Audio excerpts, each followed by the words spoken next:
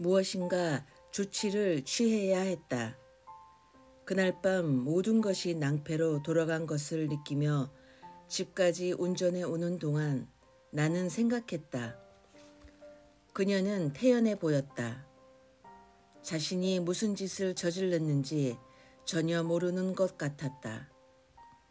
졸리거나 피곤한 듯 비스듬히 차창에 얼굴을 기대고 있을 뿐이었다. 평소 내 생각대로였다면 화를 냈을 것이다. 회사에서 남편 쫓겨나는 꼴 보고 싶어? 그게 대체 뭐 하는 짓이야?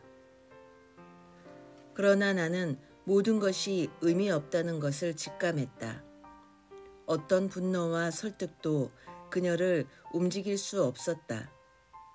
내 손으로 뭔가를 할 수 있는 단계가 아니었다. 아내가 씻고 잠옷을 걸친 뒤 안방 대신 자신의 방으로 들어가자 나는 거실을 서성거리다가 전화기를 들었다. 먼 소도시에서 장모가 전화를 받았다. 아직 잠들기에는 이른 시간이었는데 장모의 목소리는 홍곤했다. 다들 편안한가? 요즘 통 연락이 없던데. 죄송합니다. 제가 워낙 바쁘게 지내느라고요. 장인어른은 건강하십니까? 우리야 늘 똑같지. 정서방 하는 일은 잘 되고? 나는 망설이다가 말했다. 저는 괜찮습니다. 그런데 집사람이... 영애가? 왜? 무슨 일이라도 있나? 장모의 음성에 걱정이 어렸다. 평소에 장모가 특별히 관심을 기울이지 않는 것처럼 보이던 둘째 딸이지만 자식은 자식인 모양이다. 고기를 안 먹는답니다. 뭐라고? 고기를 전혀 안 먹고 풀만 먹고 삽니다. 여러 달 됐어요. 그게 무슨 얘긴가? 다이어트인가 뭔가 하는 걸 아닐 테고. 글쎄, 아무리 제가 말려도 듣질 않습니다. 덕분에 저도 집에서 고기 맛을 본 지 오래됐습니다. 장모의 말문이 막혔다. 막힌 틈을 타 나는 쐐기를 박았다. 집사람 몸이 얼마나 허약해졌는지 모릅니다. 안 되겠구먼. 옆에 영애 있으면 바꿔주게. 지금은 자러 갔습니다. 내일 아침에 전화하라고 하겠습니다. 아니야, 두게. 내일 아침에 내가 전화함세. 그 애가 왜 안 하던 짓을. 자네한테 면목이 없네. 전화를 끊은 뒤 나는 수첩을 뒤져 처형의 전화번호를 눌렀다. 4살배기 처조카 녀석이 여보세요 고함치며 받았다.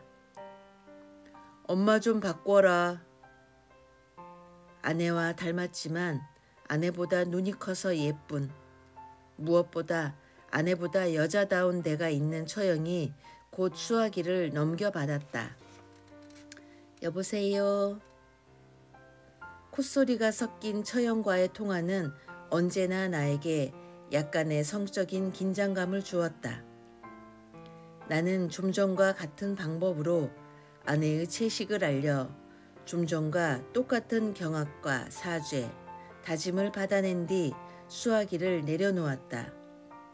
마지막으로 막내 처남의 전화번호를 누를까 하다가 지나친 것 같아 그만두었다. 다시 꿈을 꿨어. 누군가가 사람을 죽였어. 다른 누군가가 그걸 감쪽같이 숨겨줬는데 깨는 순간 잊었어. 죽인 사람이 난지 아니면 살해된 쪽인지. 죽인 사람이 나라면 내 손에 죽은 사람이 누군지. 혹 당신일까? 아주 가까운 사람이었는데.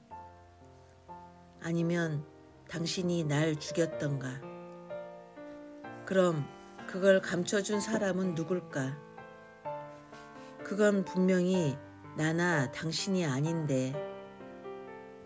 삽이었어. 그것만은 확실해. 커다란 흑삽으로 머리를 쳐서 죽였어. 둔중한 울림.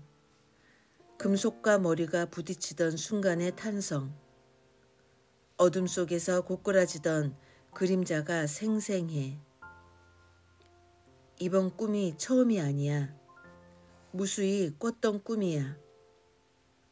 술에 취하면 예전에 취했을 때 기억이 나는 것처럼 꿈속에서 지난 꿈 생각이 나.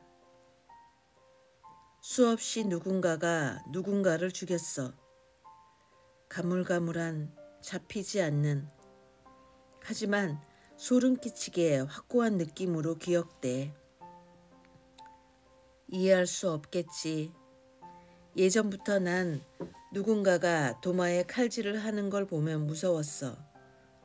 그게 언니라 해도, 아니 엄마라 해도 왠지는 설명 못해.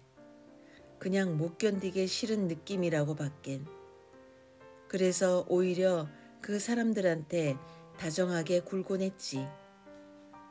그렇다고 어제 꿈에 죽거나 죽인 사람이 엄마나 언니였다는 건 아니야. 다만 그 비슷한 느낌. 오싹하고 더럽고 끔찍하고 잔인한 느낌만이 남아있어. 내 손으로 사람을 죽인 느낌. 아니면 누군가 나를 살해한 느낌. 겪어보지 않았다면 결코 느끼지 못할 단호하고 한멸스러운 덜 식은 피처럼 미지근한. 무엇 때문일까? 모든 것이 낯설게 느껴져. 내가 뭔가의 뒤편으로 들어와 있는 것 같아. 손잡이가 없는 문 뒤에 갇힌 것 같아. 아니, 어쩌면 처음부터 여기 있었던 걸 이제야 갑자기 알게 된 걸까? 어두워. 모든 것이 캄캄하게 뭉개어져 있어. 내가 기대했던 것과는 달리 장모와 처형의 설득은 아내의 식습관에 아무런 영향을 미치지 않았다. 주말이면 장모는 나에게 전화해 물었다. 영애가 아직도 고기를 안 먹나? 생전 전화하는 법 없던 장인까지 아내에게 호통을 쳤다. 흥분한 고함 소리가 수화기 밖으로 새어나와 나에게도 들렸다. 뭐하는 짓이냐? 너는 그렇다 치고 한창 나이에 장서방은 어쩌란 말이냐? 아내는 예라고도 아니요라고도 하지 않은 채 묵묵히 수화기를 귀에 대고 있었다. 왜 대답이 없어? 듣고 있는 거냐? 부엌에 국 냄비가 끓었으므로 아내는 말없이 수화기를 테이블에 내려놓고 부엌으로 갔다. 가서 돌아오지 않았다. 상대 없이 애처롭게 고함치고 있는 장인을 위해 나는 수화기를 집어들었다. 죄송합니다, 장인어른. 아니야, 내가 면목이 없네. 가부장적인 장인은 지난 5년간 들어본 적 없는 사가조의 말로 나를 놀라게 했다.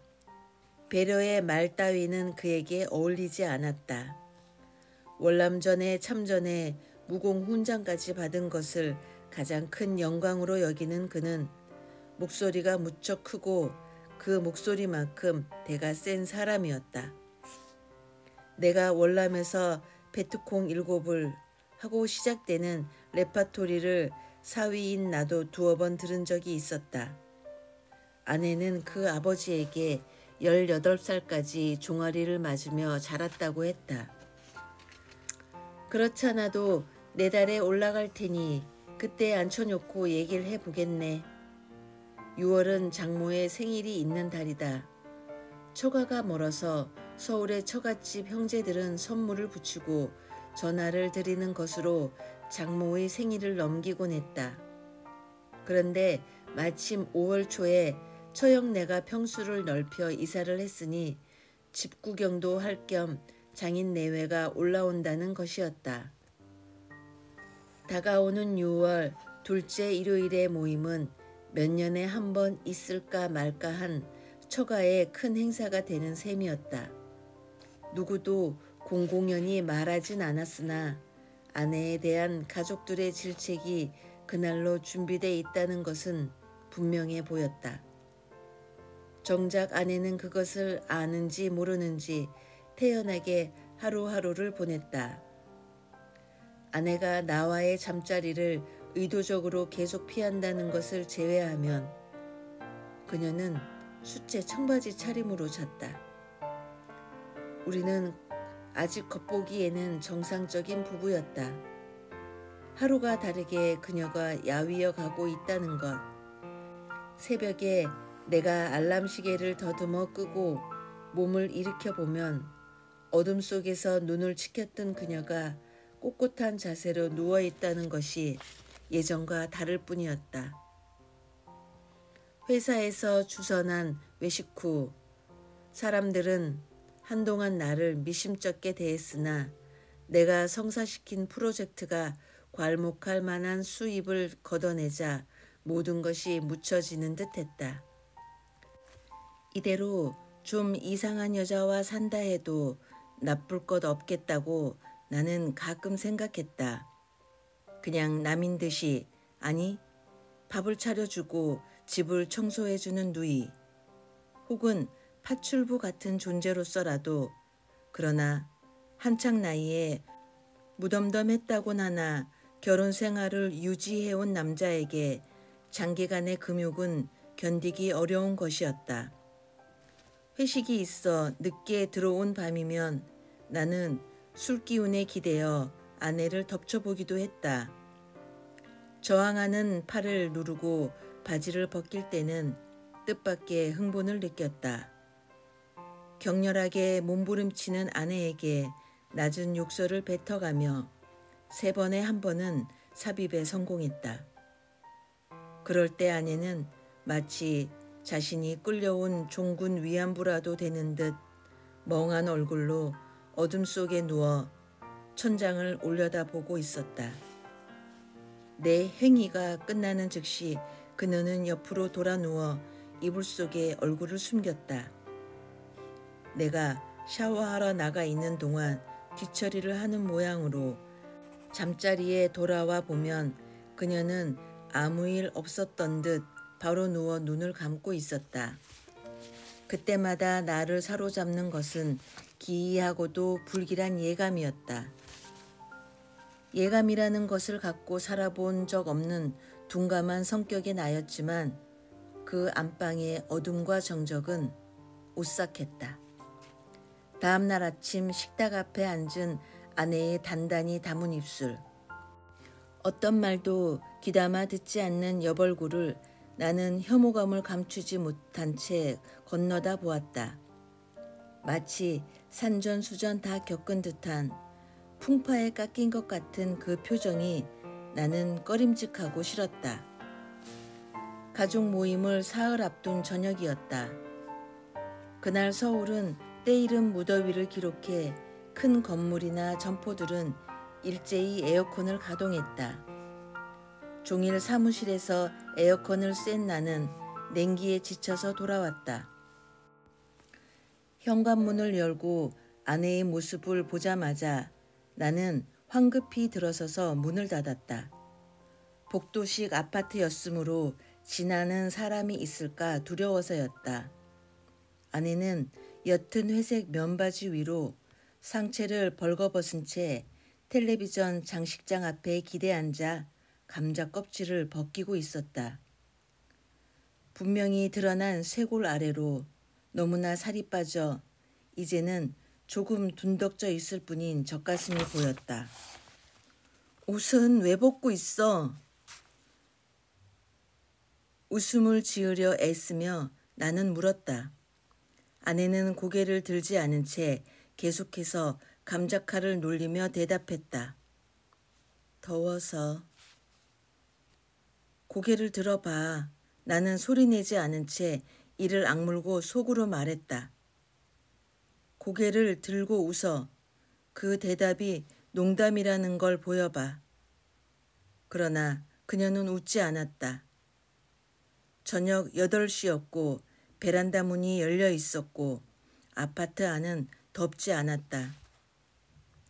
아내의 어깨에 깨알 같은 소름이 돋아 있었다. 감자 껍질이 신문지 위로 수북하게 쌓여 있었다. 30개도 넘는 감자들이 작은 언덕을 이루고 있었다. 그걸로 뭘 하려고? 나는 태연을 가장에 물었다. 쪄먹으려고. 그걸 다? 나는 비실비실 웃음을 흘리며 그녀가 따라 웃기를 기다렸다. 하지만 그녀는 웃지 않았다. 내 얼굴을 올려다 보지도 않았다. 그냥 허기가 져서 그래.